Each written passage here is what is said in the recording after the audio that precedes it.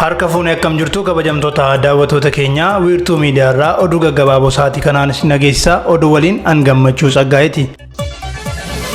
Sagantaan baniinsa torbee irreechaa Finfinneetti sirnoota adda addaan gaggeeffamaa jira. Sirnoota baniinsa irreechaa keessaa tokko guyyaa kaleessaa magaalaa Finfinnee hoteela Sharaaten Addisitti gaggeeffameera. Sagantichi qopheessummaa Numaan Entertainmentiitiin kan qophaa'e yoo ta'u, qabiyyeewwan agarsiisa faashinii fi qophii walaloo kan of keessatti hammate ture. Saganticha irratti walaloo agarsiisa faashinii dabalatee sirboonni aadaa dhiyaachaa turaniiru. Sagantichi duudhaalee irreechaa beeksisuuf kan gaggeeffame ta'uunis eeramee jira. Itoophiyaan biyya duudhaa eenyummaa sabdaneessaan kuulamtee duudhaalee aadaatiin miidhagde ta'uu hoggantuun biiroo aadaaf turizimii magaalaa Finfinnee Dr. Hiruut Kaasaw ibsanii jiru. Dabalataanis qaama sirna gadaa kan ta'e ayyaanni irreechaa ayyaana tokkummaa fi nageenyaa ta'uu dubbataniiru jechuun tajaajilli oduu Itoophiyaa gabaaseera.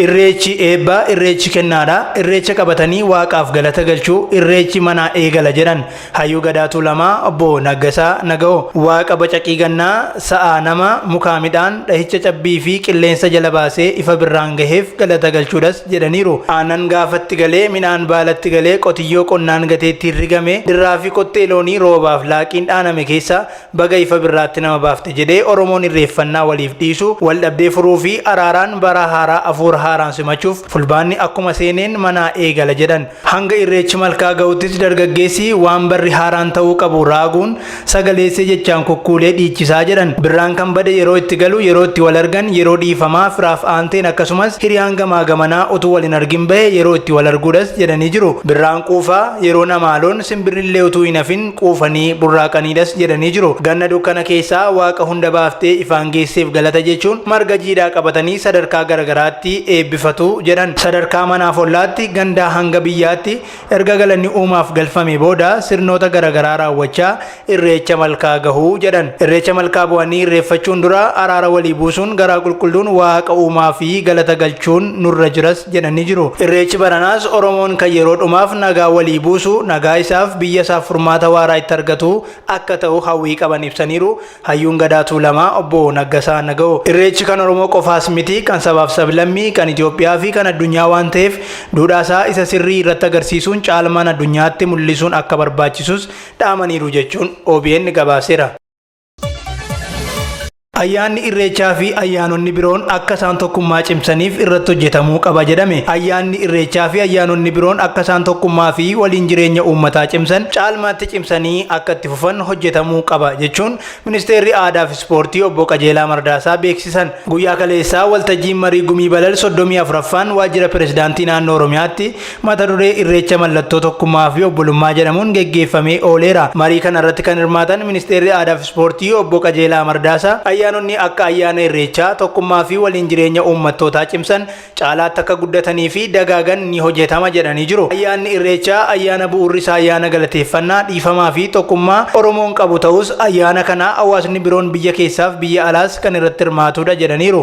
Ayyaanni kun ayyaana tokkummaa, obbolummaa fi waliin jireenya uummataa cimsu waan ta'eef caalaatti jajjabeeffamuu qabas jedhaniiru. Hoogganaan biiroo koominikeeshinii Oromiyaa obbo Haayiluu Addunyaa bara kana ayyaanni irreechaa karaa walitti dhufeenyaa fi waliin jireenya uummataa cimsuun mata duree irreechi mallattoo tokkummaa fi obbolummaa jedhuun kabajuuf qophiin taasifamaa jira jedhanii jiru. Ayyaanni irreechaa ayyaana uummanni waliin gammadee ayyaaneffatu, waan darbeef galateeffatee kan gara fuulduraaf immoo abdii itti horatudhas jedhanii jiru. Waltajjicha irratti barreeffama mariif ta'uu kan dhiyeessan barsiisaan yuunivarsiitii Jimmaa Dr. Darajjee Fufaa irreechi ayyaana galateeffannaa qofaa osoo hin taane duudhaawwan barbaachisoo hedduu kan of keessaa qabudha jedhanii jiru. Ayyaana irreechaa irratti kanneen hirmaatan uffata aadaan faayamanii kan hirmaataniif cinatti immoo sirni araaraaf dhiifamaas kan geggeeffamudhas jedhanii jiru. Dr. Darajjeen akka duudhaa irreechaatti ayyaana irreechaa irratti kan wal lole osoo hin araaramin, haaloo namni qabu kan sobe, kan gowwoomsee akkasumas haqa kan dhokse osoo balleessee furmaata hin argatin hirmaachuun hin danda'amu jedhanii jiru. Kanaaf wantoota kanneeniif kanneen biroo irraa qulqullaa'uun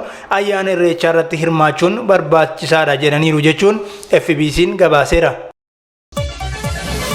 Dorgommii fiigicha daandiirraa Riigaa irratti atileetota hirmaataniif sagantaan beekamtii fi badhaasaa geggeeffame. Latiiviyaa Riigaatti garee atileetiksii Itoophiyaa dorgommii fiigicha daandiirraa hirmaataniif sagantaan beekamtiif badhaasaa kennamee jira. Garichi gara biyyaatti kan deebi'u yoo ta'u, wayita buufata xiyyaaraa idil addunyaa Boolee ga'utti ministeera deetaa ministeera aadaa fi ispoortii Ambaasaadder Masfin Cheerinnat, pirezidaantii Federeeshinii Atileetiksii Itoophiyaa gargaartuu komishineraa Daraartuu Tulluun simannaan taasifameefii jira. Haaluma kanaan Latiiviyaa Riigaatti dorgommii idil addunyaa daandii irratti atileetota hirmaataniif sagantaa badhaasaaf beekamtii kennuun geggeeffamee jira. Dorgommii fiigicha daandii irraa Riigaatiin Itoophiyaan meedaaliyaawwan warqee 2, meetii 4 fi nahaasa 1 argachuun sadarkaa lammaffaan xumuruun kan yaadatamudha jechuun FBC'n gabaaseera.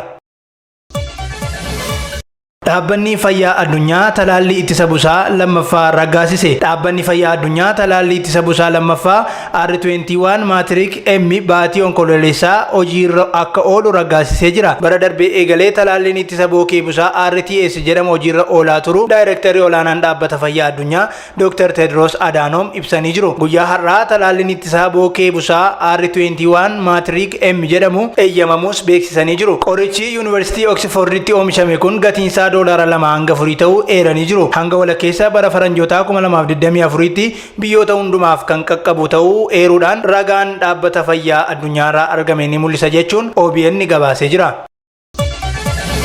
Kabajamtoota daawwattoota keenyaa oduun gaggabaaboon wiirtuu miidiyaarraa sa'aatii kanaaf qabannee dhiyaanne kanneen turanii qophiiwwan wiirtuu hafan waliin turtii gaarii qabaadha.